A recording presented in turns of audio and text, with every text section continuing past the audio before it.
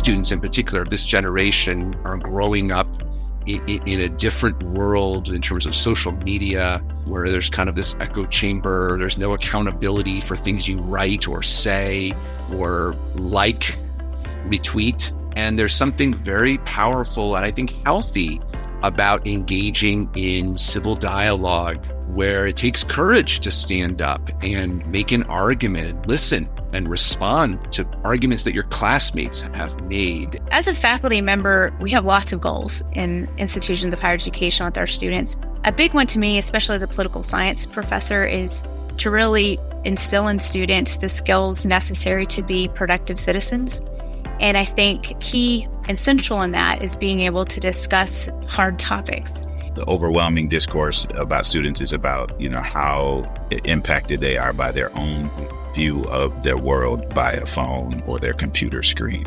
And so if they are having those conversations on campus that become a little more difficult now, a little more nuanced than someone can get in 140 characters or in a TikTok video or on a very biased, whatever side of the argument you're coming from, nuance is lost. The students we work with really were driving the organization and planning for the debate that we held. They came up with the options of possible debate topics, sent out a poll to the student body, and received many dozens of responses. So we really let them own it and feel that it was theirs. Working with the Braver Angels and ACTA team to organize this actually made it a lot easier, because there were so many things that I just didn't know to do.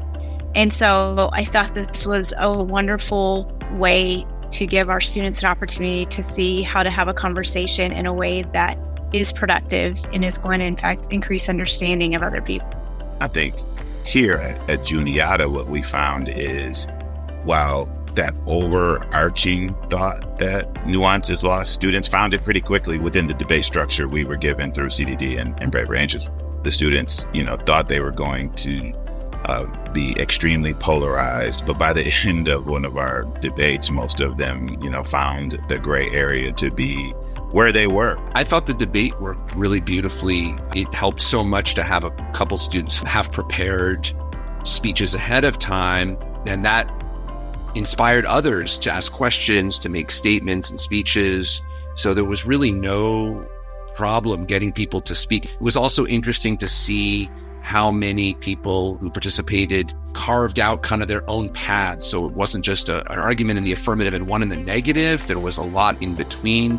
One student said to us, they were nervous, and then it became fun for them to engage in the conversation, even if it was something that they didn't agree with another student about. So after the debate, when we had our conversations about how everything went, the main feeling that I felt was conveyed to me from my students was a feeling of lightness that they didn't expect.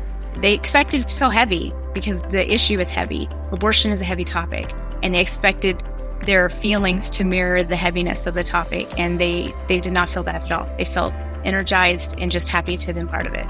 I'll just say, keep doing the work. I think this is an opportunity for students to learn that difference is okay, but also to be able to say, I am going to have to speak on what I feel and what I hear, but it also involves the listening part.